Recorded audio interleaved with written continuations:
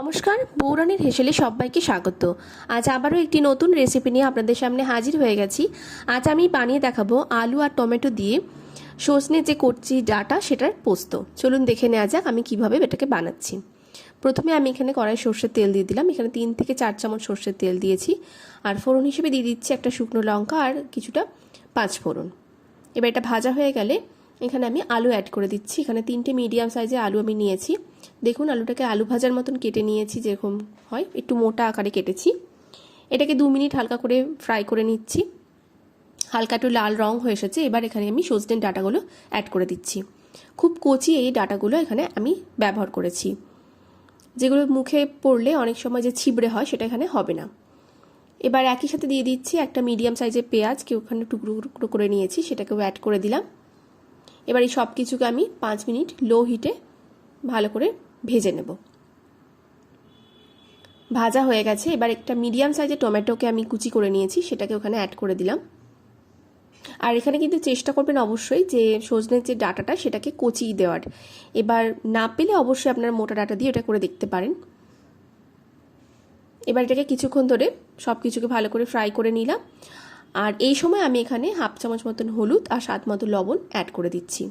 এটা প্রথমেই দিইনি, কারণ লবণ দিলে এখানে জল ছেড়ে আসবে আর আলুগুলো তাতে গলে যেতে পারে একবারই। এবার এই সব কিছু দিয়ে ভালো করে মিশিয়ে নিলাম।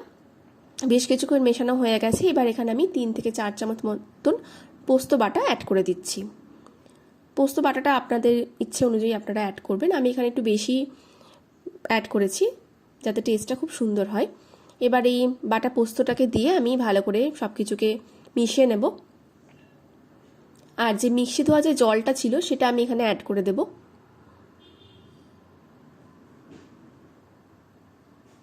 দেখুন এটাকে খুব ভালো করে মিশিয়ে নেওয়া হয়ে গেল।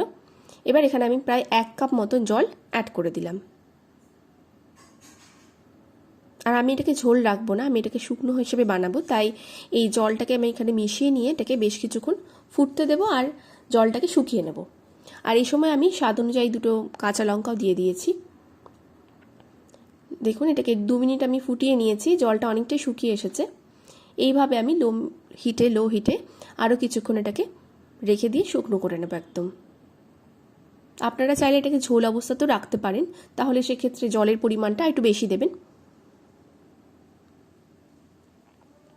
দেখুন জলটা একেবারে শুকনো হয়ে গেছে। এবার এটাকে আমি নামিয়ে নিচ্ছি। আর নামানোর আগে এখানে আমি কাঁচা সর্ষের তেল দিয়ে দিলাম। এটা আপনাদের ইচ্ছা অনুযায়ী আপনারা দিতে পারেন বা নাও দিতে পারেন। এই পদ্ধতিতে একবার বানিয়ে দেখবেন আর এটাকে গরম ভাতের সাথে সার্ভ করবেন। অবশ্যই দেখবেন আপনাদের এটা খুব ভালো লাগবে। আর আজকের রেসিপি ভালো লাগলে অবশ্যই লাইক, কমেন্ট, শেয়ার আর সাবস্ক্রাইব করে আমার পাশে থাকবেন।